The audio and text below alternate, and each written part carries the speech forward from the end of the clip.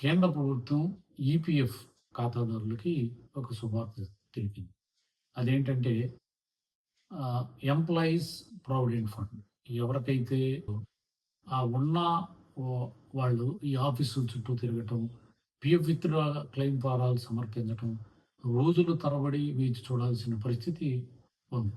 అయితే ఏప్రిల్ 1 నుంచి కొత్త విధానాల్లో నగదుని వెంటనే విత్‌డ్రా చేసుకునే సదుపాయం కూడా అందుబాటులోకి తేనుంది. పీఎఫ్ ఖాతా బ్యాంక్ అకౌంట్‌కి లింక్ అవ్వటం, ఈ బ్యాంక్ అకౌంట్‌ని యూపీఐ ద్వారా లింక్ చేయడం ద్వారా ఈపీఎఫ్ పిన్ ఎంటర్ చేసిన వెంటనే నగదు బ్యాంకు ఖాతాకు ట్రాన్స్ఫర్ చేసుకునే సదుపాయాన్ని కూడా అందుబాటులోకి తేనుంది. ఒకవేళ నగదును నేరుగా బ్యాంకులో ఖాతాకు బదిలీ అయిన వెంటనే నేరుగా నగదు బ్యాంక్ ద్వారా విత్‌డ్రా చేసుకోవచ్చు. లేదా ఏటీఎం కార్డు, డెబిట్ కార్డు ద్వారా కూడా నగదును ఇప్పటికీ పీఎఫ్ ఖాతా ద్వారా ఉపయోగించుకున్న పలు మార్పులు చేపట్టింది.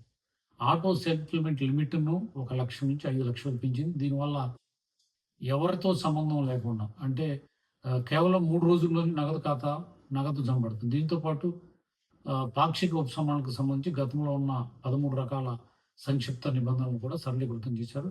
అత్యవసరంగా అనారోగ్యం గాని, విద్య, వివాహం, ఇంటికి సంబంధించిన అవసరాల నిమిత్తం ప్రత్యేక పరిస్థితుల్లో 3 విభాగాల గురించి ఈ కేటగిరీ కింద అర్హత కలిగిన బ్యాలెన్స్ కనీస నిల్వ అనంతరం 100% వరకు విత్‌డ్రా చేసుకోవచ్చు అని తెలిపింది. 25% మొత్తాన్ని కనీస నిల్వగా ఈపీఎఫ్ నిర్ణయించింది.